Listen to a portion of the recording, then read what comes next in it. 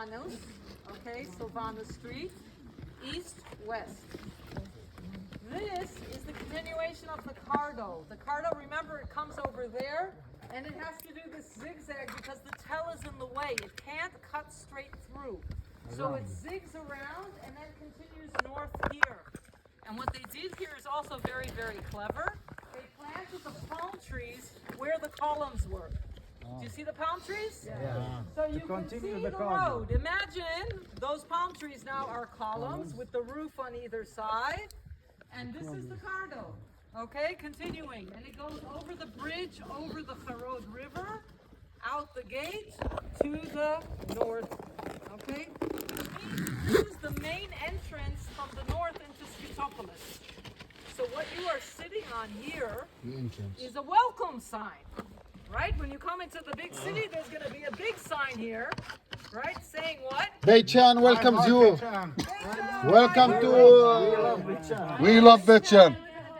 And what is in these niches where you guys are sitting? What's going to be in the niches?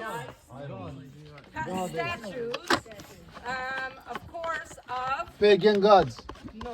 no emperors, exactly. Good job, Bob. And what is it? Good job. One of the Bob. things that was found here, there was a temple here, because when you came in, as soon as you come in, you want to go and say prayers of thanks that you made it. So there was a temple over here. There was another temple up there. We're going to go past the Nymphaeon, the water fountain. Very important. You come into a city, you have to have a drink, right? Like a sabil at the entrance to the city. So they had the Nymphaeon. And one of the inscriptions that was found here said as follows. Congratulations, the inhabitants of the city of Nisa Skytopolis, a holy city and a city of refuge, one of the Greek cities of the community of Syria, has dedicated this statue of the Imperator, the Caesar, Marcus Aurelius Antonius Augustus, by the Creator, Theodorus, the son of Titus, which means that apparently in the year 161, 180, there was a statue of Marcus Aurelius. Marcus Aurelius. Now, the statues that were here were made out of marble. They were larger than life, really, really big. Marble, where does it come from? Not Israel. Not Israel. It's from Italy. And it's very expensive.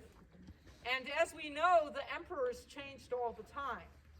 So how are you going to keep changing your statue from Italy all the time? It's a lot of work, it's a lot of money, it's not easy. Extra marble.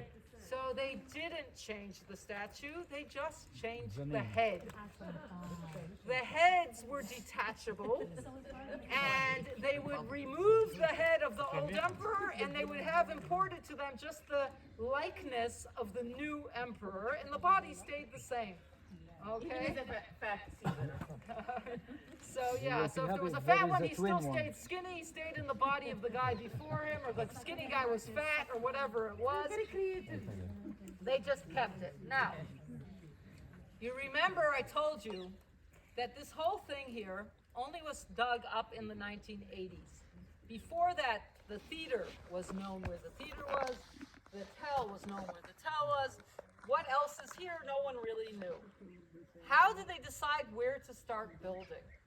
And the story goes that the archaeologist in charge was walking around at the base of the tell over our heads, okay?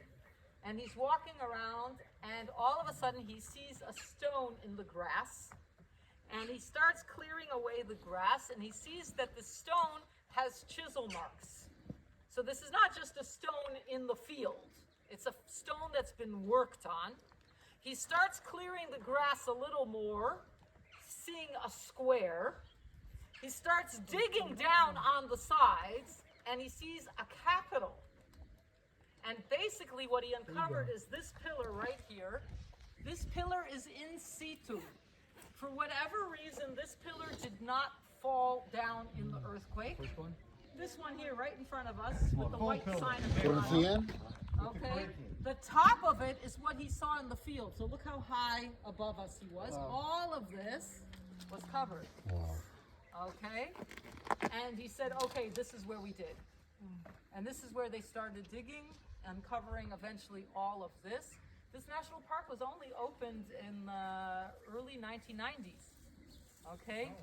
I've guided people who were like, I've never seen this park before. And I'm like, yeah, because when were you here? Oh, it was here in 1970. I was here in 1980. It wasn't open to the public then. Okay? It's relatively new. Not really, but relatively speaking. Certainly compared to other sites in Israel. Sara, And so this means those stones weren't standing. no, they picked them up. Like I said, there's things they picked up, there's things they left down. Okay? This pillar is exactly the way they found it. Okay? In situ. Which is kind of cool. All right?